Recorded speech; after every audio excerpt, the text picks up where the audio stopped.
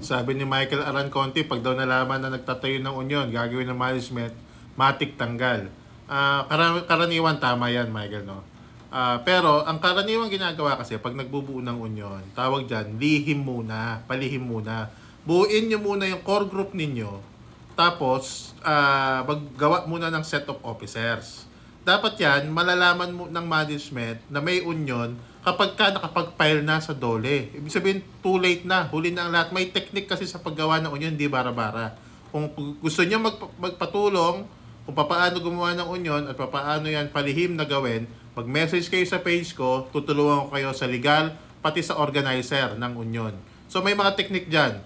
Huwag yung bara-bara. Kapag ka talaga nalaman agad, binandera mo agad doon sa management na magtatayo ka union, malamang-lamang talaga tatanggalin ka. Dahil malamang sa malamang, lahat ng management ayaw sa union. Kasi pag may union, sigurado tataas ang